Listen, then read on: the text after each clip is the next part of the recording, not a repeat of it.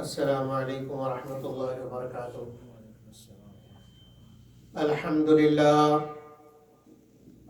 للہ نحمده ونستعینه ونستغفره ونؤمن به ونتوکل علیہ ونعوذ باللہ من شرور انفسنا ومن سیئات اعمالنا، من يهده الله فلا مضل له ومن يضلل فلا هادي له، وأشهد أن لا إله إلا الله وحده لا شريك له، وأشهد أن محمدا عبده ورسوله أرسله الله تعالى إلى كافة للناس بشيرا ونذيرا وداعيا إلى الله بإذنه وسراجا منيرا، صلى الله تعالى عليه وعلى آله وأصحابه وبارك وسلم تسليما كثيرا كثيرا،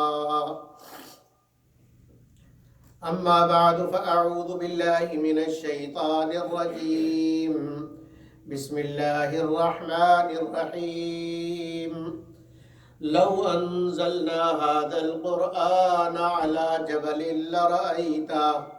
لرأيته خاشعا متصدعا من خشية الله، وتلك الأمثال نضربها للناس لعلهم يتفكرون۔ صدق اللہ العظیم۔ میرے عزیزوں، بھائیوں، دوستوں، بزرگوں، قرآن حکیم کی جس آیت کی تلاوت کی گئی، اللہ جل جلالہ عم نوالہ اس آیت مبارکہ میں قرآن کی عظمت کو بیان فرماتے ہیں کہ قرآن کتنی عظیم دولت ہے۔ فرمایا لو انزلنا هذا القرآن على جبل، اگر قرآن کو ہم کسی پہاڑ پر نازل کر دیتے، لرأيته خاشعا متصدعا، تو آپ اس کو دیکھتے کہ قرآن کے بوجھ سے پہاڑ ریزہ ریزہ ہو گیا، چکنا چور ہو گیا، ریزہ ریزہ ہو گیا، پہاڑ بڑے بڑے پتھر اور چٹان ریت کی طرح ڈھیر ہو گئے۔ خاشعا متصدعا من خشیت اللہ، اللہ سے ڈر کے اور اللہ کے خوف سے کانپتے ہوئے، من خشیت اللہ۔ تلک الامثال نضربها، یہ وہ مثالیں ہیں جو ہم بیان کرتے ہیں لوگوں کے لیے، لعلہم یتفکرون، تاکہ انسان فکر کرے، سوچے۔ تو یہ ہمیں ساری امت کو اللہ سوچنے پر لانا چاہتے ہیں کہ تمہیں معلوم نہیں کہ تمہارے پاس کیا چیز ہے، تمہارے پاس کتنی عظیم، کتنی بڑی چیز ہے، تم اس کو ہلکا سمجھ رہے، اس کو معمولی سمجھ رہے، لیکن یہ معمولی ہے نہیں، یہ ہلکی ہے نہیں، یہ بہت بھاری اور بہت وزنی ہے۔ اور تم نے تو اس قرآن کو اتنا ہلکا سمجھا، اتنا ہلکا سمجھا، اللہ معاف کرے کہ ہماری نسل میں جو کن ذہن ہوتا ہم کہتے ہیں اس کو حافظ بنا دو، اور جو ذہین فطین ہو اس کو انجینئر اور ڈاکٹر بنانا ہے۔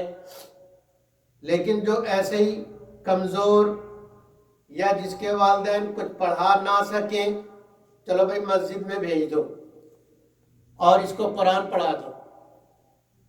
یہ ہمارے نزدیک قرآن کی اہمیت ہے۔ تو اللہ اس کا شکوہ کر رہے ہیں کہ تم نے قرآن کو اتنا ہلکا سمجھا ہے۔ اور میں تو یوں کہا کرتا ہوں کہ قرآن کو اللہ نے نازل کیا تھا زندوں کے لیے، کہ زندہ لوگ اس کو پڑھیں، اس کو سمجھیں، اس پر عمل کریں، تو ان کی دنیا بھی بنے، ان کی آخرت بھی بنے۔ لیکن ہم نے اس کتاب کو بنا دیا مردوں کی کتاب، انتقال ہو گیا، جمع ہو جاؤ، قرآن پڑھ کے بخش دو، قرآن کا کام ختم۔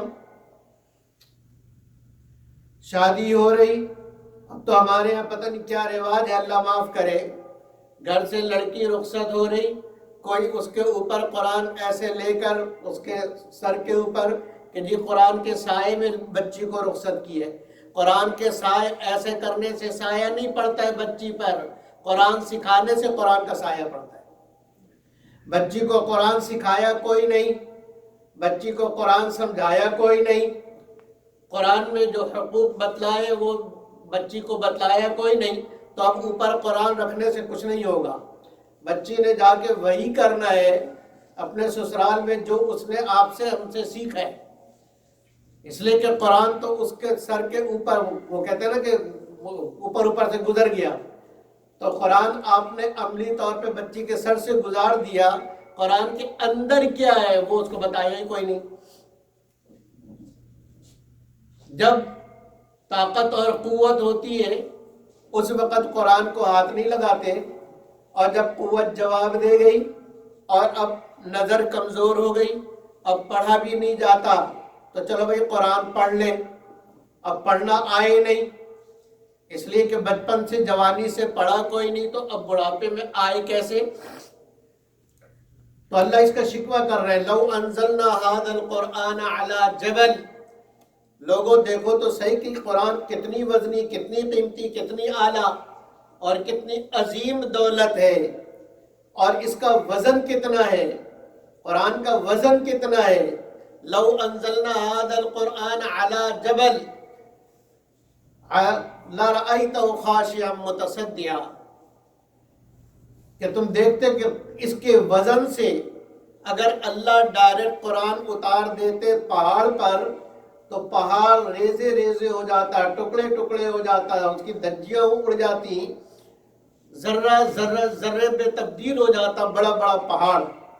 خاشعا متصدعا من خشیت اللہ.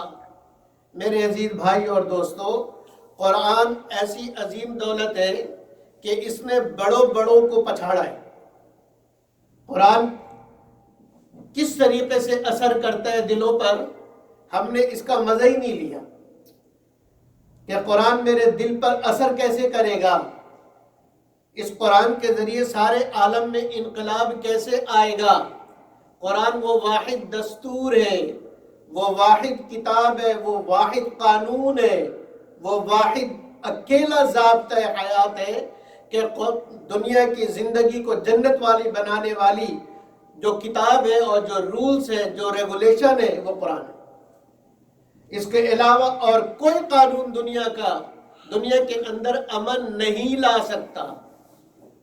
اس کے علاوہ کوئی قانون، کوئی نظام، کوئی پالیسی دنیا کے اندر ظلم کو رواج تو دے سکتی ہے، سرمایہ داری نظام کو تو رواج دے سکتی ہے، دنیا کی زندگی کو جنت نہیں بنا سکتی، انسانوں کو برابر نہیں کر سکتی، کوئی نظام نہیں کر سکتا. صرف قرآن ہے جو انسانوں کو برابر کر سکتا ہے، جو انسانوں کے اندر محبت پیدا کر سکتا ہے. یہ ایسی عجیب کتاب ہے. کعبے کے اندر حرم شریف میں میٹنگ ہو رہی تھی، جس میٹنگ میں بڑے بڑے سردار عتبہ، شیبہ، ابو جہل، ابو لہب اور ان کے بڑے بڑے سردار یہ اس میٹنگ کے اندر، اور میٹنگ کس بات پر؟ ہماری معیشت ٹھیک ہو جائے، ہمارے معاملات ٹھیک ہو جائے، یہاں مکہ کے اندر امن قائم ہو جائے. نہیں، میٹنگ اس پر نہیں تھی. میٹنگ کا صرف ایک ہی ایجنڈا تھا. اس میٹنگ کا ایجنڈا کیا تھا؟ کہ محمد کو روکا کیسے جائے صلی اللہ علیہ وسلم، کہ محمد صلی اللہ علیہ وسلم اس کی زبان میں ایسی، ان کے نزدیک تو جادو تھا کہ ایسا جادو ہے کہ ان کا جادو جو ان سے ملتا ہے اس کا جادو اس پر چل جاتا ہے. جو اس سے ملتا ہے یا یہ جس سے ملے اس پر اس کا جادو چل جاتا ہے. اگر شوہر سے ملے تو بیوی سے الگ، باپ سے ملے تو بچوں سے الگ، بچوں سے ملے تو ماں باپ سے الگ، کسی فرد سے ملے تو دوسرے فرد سے الگ. اس لیے ہمارے خاندان کے اندر، ہمارے قبیلے کے اندر، ہمارے شہر کے اندر توڑ پیدا کر دیا، تفریق ڈال دی. اور اس کی زبان میں پتہ نہیں کیا جادو ہے کہ جس سے بات کرتا ہے وہ اس کا ہو جاتا ہے. اس کو کیسے روکا جائے؟ One agenda only for this meeting. اس میٹنگ کا صرف ایک ہی ایجنڈا کہ محمد کو روکا کیسے جائے. ساری ترکیبیں ہم نے کر لی. ظلم محمد صلی اللہ علیہ وسلم اور ان کے ماننے والوں پر ظلم کی انتہا کر دی. ظلم کا وہ کون سا طریقہ ہے جو ہم نے اختیار نہیں کیا؟ سزا دینے، مارنے، پیٹنے، جسمانی تکلیف کے وہ کون سا طریقہ جو ہم نے اختیار نہیں کیا؟ لیکن سارے طریقے اختیار کرنے کے باوجود، سارا زور لگانے کے باوجود کوئی ایک آدمی بھی اس سے ہٹنے کو تیار نہیں. جو اس کا ہو گیا ان میں سے کوئی ایک آدمی بھی اس سے ہٹنے کو تیار نہیں. اس کو روکا کیسے جائے؟ سارے ترکیبیں آزما چکے. پھر میٹنگ میں یہ بات طے ہوئی کہ ایک ترکیب ہو سکتی ہے کہ جہاں ساری ترکیبیں فیل ہو جائیں وہاں لالچ کام کیا کرتی ہے. وہاں لالچ کام کیا کرتی ہے. تو محمد کو لالچ دیتے ہیں صلی اللہ علیہ وسلم. عتبہ اس میٹنگ کے اندر موجود تھا. اس نے کہا مجھے اجازت دو، آپ سب کی طرف سے میں جاتا ہوں بات کرنے اور میں محمد سے بات کرتا ہوں، اس کو لالچ دیتا ہوں، اور یہ میں ایسی لالچ دوں گا کہ بڑے بڑے لوگ اس لالچ کے دام میں آ چکے ہیں اور یہ ترکیب آج تک خطا نہیں گئی. یہ ترکیب کامیاب ہی ہوتی ہے. سارے خوش ہو گئے. ساروں نے کہا کہ عتبہ تم ہی بات کر سکتے ہو. اس لیے کہ عتبہ ایک تو بہت زیادہ چرب زبان تھا. کسی بھی عنوان پر، کسی بھی ٹاپک پر بے تحاشا بولتا تھا، نان اسٹاپ گفتگو کرتا تھا اور دلیل کے ساتھ بیوقوفانہ باتیں نہیں کرتا تھا. بڑا سمجھدار آدمی تھا، فصیح اللسان تھا، عربی کی مہارت تھی. اس نے کہا کہ میں بات کرتا ہوں. سارے خوش کہ ہاں جی آپ ہی بات کر سکتے ہیں اور اس زور کو آپ ہی توڑ سکتے ہیں. چنانچہ عتبہ آیا نبی صلی اللہ علیہ وسلم کے پاس. آپ صلی اللہ علیہ وسلم ایک جگہ بیٹھے ہوئے تھے. عتبہ نے آ کر کہا کہ محمد آپ صلی اللہ علیہ وسلم کہتے رہیے. اس نے تو نہیں کہا تھا نا، ہم نے تو کہنا ہے. تم چاہتے کیا ہو؟ اپنی اس دعوت سے چاہتے کیا ہو؟ آپ صلی اللہ علیہ وسلم خاموش رہے. کہا تمہیں سرداری چاہیے، ریاست چاہیے، بادشاہ بننا چاہتے ہو؟ کہا نہیں. کسی خاص لڑکی سے شادی کرنا چاہتے ہو؟ کہا نہیں. مال و دولت چاہتے ہو؟ کہا نہیں. اب یہ تین ہی حربے ہوتے ہیں کفر کے، یا تو حکومت کا لالچ، کرسی کا لالچ، عہدے کا لالچ، یا عورت کا لالچ، یا دولت کا لالچ. زر زمین، یہ ساری زمینیں تمہاری، تم بادشاہ. آپ نے تینوں چیزوں سے انکار کر دیا کہ مجھے ان میں سے کوئی بھی چیز نہیں چاہیے. پھر وہ اور باتیں کرتا رہا کہ ہم تمہیں اپنا سردار بنا لیتے ہیں، تم سے ہمیں بڑی محبت ہے، تم تو ہمارے بھتیجے ہو. اور ہم میں سب سے جو کچھ وہ کہہ سکتا تھا اس نے کہا. اگر تمہیں کوئی بیماری لگ گئی ہے، جن کا اثر ہو گیا ہے، یا کسی نے جادو کر دیا ہے اور اس کی وجہ سے تم ایسی باتیں کرتے ہو، تو ہم اپنے خرچے پر تمہارا علاج کراتے ہیں.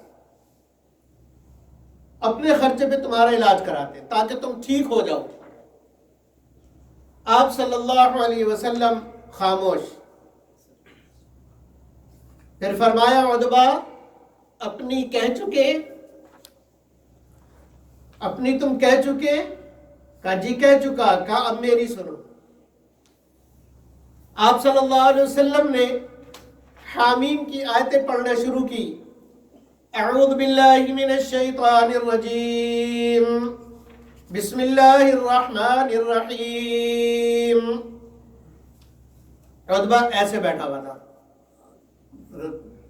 ہاتھ زمین پہ رکھ کے ایسے بیٹھا ہوا تھا. حامیم تنزیل من الرحمن الرحیم کتاب فصلت آیاتہ قرآنا عربیا لقوم یعلمون بشیرا ونذیرا فأعرض أكثرهم فهم لا يسمعون وقالوا قلوبنا في أكنة مما تدعونا إليه وفي آذاننا وقر ومن بيننا وبينك حجاب فاعمل إننا عاملون. اب نبی صلی اللہ علیہ وسلم آگے جا رہے ہیں. قل انما انا بشر مثلكم يوحى الي انما الهكم اله واحد فاستقيموا اليه واستغفروه وويل للمشركين. عتبہ حیران. فرمایا حامیم، پہلے لفظ ہی ڈھیر. جواب کیا دے حامیم کا؟ تنزیل من الرحمن الرحیم. یہ جو قرآن میں پڑھ رہا ہوں میرے طرف سے نہیں ہے، رحمان الرحیم کی طرف سے. کتاب فصلت آیاتہ، اس کی ہر آیت تفصیل کے ساتھ ہے. کوئی آیت کے اندر ایسا نہیں کہ تم نہ سمجھ سکو، ہر آیت کھلی ہوئی. عربین، قرآن عربیہ، صاف عربی زبان میں. تم تو عربی ہو، صاف عربی زبان میں. کیوں؟ لقوم یعلمون، اس قوم کے لیے جو جانتی ہے. قریش کی زبان عربی، تو عربی یہ قوم جانتی ہے، اس لیے قرآن عربی میں تاکہ تم سمجھو. بشیرا و نذیرا، میں تو اللہ کی طرف سے بشیر اور نذیر ہوں. فأعرض أكثرهم فهم لا يسمعون. ان کافروں میں سے اکثر لوگ اعراض کرتے ہیں، قرآن کی طرف توجہ نہیں کرتے اور قرآن کو سنتے بھی نہیں. اور کیا کہتے ہیں؟ وَقَالُوا قُلُوبُنَا فِي أَكِنَّةٍ مِّمَّا تَدْعُونَا إِلَيْهِ، کہ جس چیز کی طرف، جس دعوت کی طرف، جس توحید کی طرف، جس رسالت کی طرف، جس جنت کی طرف، جس دوزخ سے ڈرانے کی طرف تم ہمیں بلا رہے، ہمارے دل بند ہیں. ہمارے دل فی اکنتن، ہمارے دل تک تمہاری بات پہنچ ہی نہیں رہی. کافر کیا کہتے ہیں؟ کہ ہمارے دل تک تمہاری بات پہنچ ہی نہیں رہی. وفی آذاننا وقر، اور ہمارے کان میں بوجھ ہے، تمہاری آواز ہی نہیں آ رہی. ومن بیننا وبینک حجاب، ہمارے اور تمہارے درمیان ایک ایسا پردہ ہے جس سے ہم تمہیں دیکھ نہیں سکتے، لہذا جو تم اپنا کام کرو، ہمیں اپنا کام کرنے دو. آگے پڑھتے پڑھتے آیت سجدہ آئی. نبی صلی اللہ علیہ وسلم نے سجدہ کیا، وہ دیکھتا رہا. اور ایک روایت میں آتا ہے اس نے نبی صلی اللہ علیہ وسلم کے منہ پہ ہاتھ رکھ دیا. بس بس بس، آگے تاب نہیں، آگے قوت برداشت جواب دے گئی. اب برداشت نہیں کر سکتا، دل پھٹ جائے گا. کہا یہ میرا جواب ہے. وہاں سے اٹھ کے گیا، جس تمطراق کے ساتھ آیا تھا اب چہرہ بالکل بجھا ہوا. جو کافروں نے دیکھا، جو میٹنگ میں بیٹھے ہوئے تھے، ابو جہل نے کہا کہ عتبہ جس چہرے کے ساتھ گیا تھا اس چہرے کے ساتھ واپس نہیں آ رہا. لگتا ہے کہ محمد کا جادو اس پر بھی اثر کریں گے صلی اللہ. اب عتبہ آیا. عتبہ نے کہا میں نے بات کر لی، لیکن میں نے ایسا کلام سنا ہے، ایسا کلام سنا ہے، میں عربی خوب اچھی طرح جانتا ہوں، شعر و شاعری کا بھی شوق ہے، شعر و ادب بھی جانتا ہوں، کلام کی اونچ نیچ فصاحت و بلاغت بھی جانتا ہوں، لیکن محمد صلی اللہ علیہ وسلم جو کچھ سناتے ہیں، اللہ کی قسم یہ کسی بشر کا کلام نہیں. کافر گواہی دے رہا ہے، اللہ کی قسم یہ کسی بشر کا کلام نہیں، انسان کا کلام نہیں. لہذا میری مانو، تمہیں اچھا مشورہ دیتا ہوں، محمد صلی اللہ علیہ وسلم کو ان کے حال پر چھوڑ دو، ان کے حال پر چھوڑ دو اور انتظار کرو. فعمل اننا عاملون، تم اپنا کام کرتے رہو، ان کو نہ چھیڑو، ان کو چھوڑ دو، ان کو ان کا کام کرنے دو.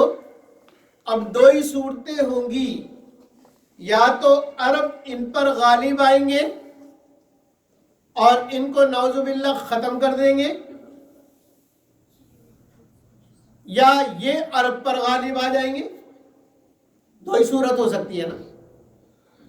اگر عرب ان پر غالب آ گئے تو تمہارا مقصود حاصل ہو جائے گا، تمہیں کچھ کرنے کی ضرورت نہیں. اور اگر یہ عرب پر غالب آ گئے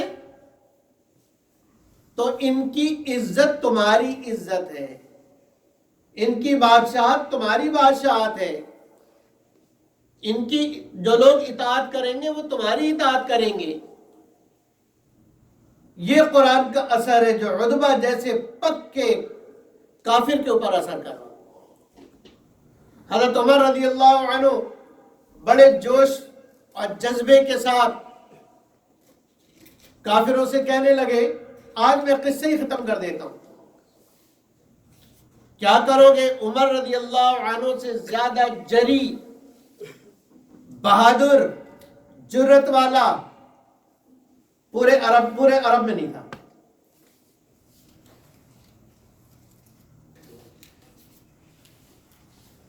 انہوں نے کہا میں قصے ختم کر دیتا ہوں، میں محمد صلی اللہ علیہ وسلم کا سر کاٹ کے تمہارے پاس لے آیا.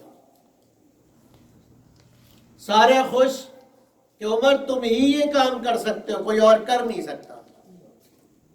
تمہاری جرت، تمہاری بہادری یہ کام کر سکتی ہے، کسی اور کے بس میں ایسا کرنا نہیں ہے. بڑے جوش کے ساتھ وہاں سے اٹھے، تلوار ہاتھ میں. راستے میں ملے، ایک نے پوچھا کہاں جا رہے ہو؟ کہا محمد صلی اللہ علیہ وسلم کا سر قلم کرنے جا رہا ہوں. تو جس نے پوچھا تھا کہاں جا رہے ہو، حضرت زید رضی اللہ عنہ نے، مسلمان ہو چکے تھے، کہا اچھا محمد صلی اللہ علیہ وسلم کا سر قلم کرنے جا رہے، پہلے اپنے گھر کی تو خبر لو، تمہارے بہنوں ایمان لا چکے. یعنی محمد کا کلمہ تو تمہارے گھر میں گھس چکا ہے، محمد کا کلمہ تمہارے گھر میں داخل ہو چکا ہے، تم ان کو روکو گے کیسے؟ اب بجائے دار ارقم جانے کے بہن کے گھر چلے گئے. دار ارقم جہاں نبی صلی اللہ علیہ وسلم تشریف فرما تھے، دروازہ پہ پہنچے تو اندر سے قرآن پڑھنے کی آواز آ رہی تھی. غصہ اور بڑھ گیا کہ اس کا مطلب ہے کہ اطلاع ٹھیک ہے. دروازہ کھٹکھٹایا، بہن نے محسوس کر لیا کہ عمر ہے. حضرت سعید رضی اللہ عنہ دونوں میاں بیوی کو قرآن پڑھا رہے تھے، قرآن پڑھا رہے تھے. ان کو جلدی سے چھپایا اور قرآن کا جو ورق تھا اس کو چھپایا. بہن نے دروازہ کھولا، بہن کو دیکھتے ہی مارنا شروع کر دیا. بہنوئی چھڑانے آئے تو بہنوئی کو بھی مارا، دونوں کو اتنا مارا، دونوں لہو لہان ہو گئے، خون جاری ہو گیا۔ تو ان کی بہن نے کہا، بہن بھی تو عمر کی تھی نا، بہن نے کہا کہ ہمیں اس لیے مارا جاتا ہے کہ ہم مسلمان ہو گئے اور سچے دین کو قبول کر لیا، ہاں ہم مسلمان ہو گئے اور ہم نے محمد صلی اللہ علیہ وسلم کا کلمہ پڑھ لیا۔ حضرت عمر رضی اللہ عنہ کا دل نرم پڑ گیا، فرمایا اچھا یہ بتاؤ تم پڑھ کیا رہے تھے، کیا پڑھ رہے؟ وہ مجھے دو، کہا نہیں دے سکتے، تم کافر ہو اور کافر کے ہاتھ میں قرآن نہیں دیا جا سکتا، کافر کے ہاتھ میں قرآن نہیں دیا جا سکتا، قرآن پاک ہے، پاک ہاتھ میں جا سکتا ہے۔ کہا ٹھیک ہے میں پڑھنا چاہتا ہوں۔ غسل کیا، وضو کیا، حضرت سعید رضی اللہ عنہ جو چھپے ہوئے تھے وہ بھی باہر آ گئے۔ حضرت عمر رضی اللہ عنہ کے سامنے جو قرآن آیا، جو سورت آئی، جو ورق آیا، طٰہٰ ما انزلنا علیک القرآن لتشقى الا تذکرۃ لمن یخشی تنزیلا ممن خلق الارض والسماوات العلی الرحمن علی العرش استوى۔ حضرت عمر رضی اللہ عنہ سورہ طٰہٰ کی آیتیں سنتے رہے، آپ کا دل پسیج گیا اور اسی وقت قرآن کے نور نے ان کے دل کی ظلمت کو دھو ڈالا۔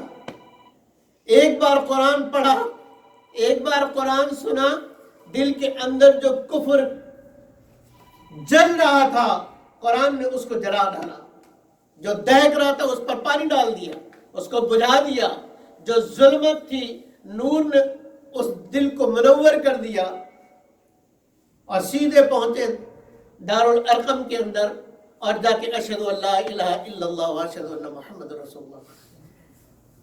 قرآن ایسی دولت ہے میرے دوستو کہ اگر اس کو صحیح سنا جائے، صحیح پڑھا جائے، یہ سمجھ کے کہ یہ اللہ کا قرآن ہے، اللہ کی کتاب ہے، اللہ کی کتاب ہے، تو یہ دل پہ ایسا اثر کرتا ہے کہ اچھے سے اچھا نغمہ اور اچھے سے اچھا گانا دل پر اثر نہیں کر سکتا جو قرآن کرتا ہے۔ سب سے بہترین نغمہ ہے، سب سے بہترین نغمہ ہے، سب سے بہترین نغمہ ہے جو دل کے اوپر اثر کرتا ہے، چاہے سمجھ نہ بھی آ رہا ہو، سمجھ نہ بھی آ رہا ہو، صرف اس خیال سے پڑھے کہ میرے اللہ کا کلام ہے، دیکھیں دل کے اوپر کیا اثر ہوتا ہے۔ اور قطر کے اندر ایک بوڑھا بابا تلاوت کر رہا تھا سورہ نساء کی اور رو رہا تھا، پڑھا جا رہا روئے جا رہا، پڑھا جا رہا روئے جا رہا،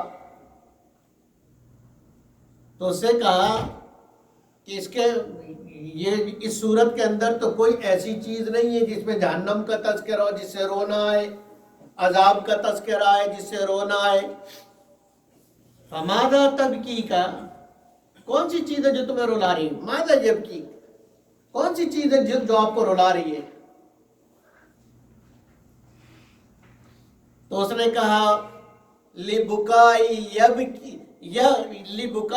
یکفی ھذا کلام اللہ، میرے رونے کے لیے اتنا ہی کافی ہے کہ یہ میرے اللہ کا کلام ہے۔ اس لیے میرے دوستو قرآن سمجھ کے، اللہ کا کلام سمجھ کے پڑھو، چاہے ترجمہ نہ بھی آ رہا ہو پھر بھی اثر کرے گا۔ ترجمہ نہ بھی آ رہا ہو، قرآن کا ایک نور ہے، وہ نور دل پر اثر ضرور کرے گا، چاہے سمجھ نہ بھی آ رہا ہو، اور اگر سمجھ کے پڑھا جائے تو نور علی نور، نور علی نور۔ اللہ مجھے اور آپ کو قرآن سے تعلق نصیب فرمائے۔ وآخر دعوانا ان الحمد للہ رب العالمین۔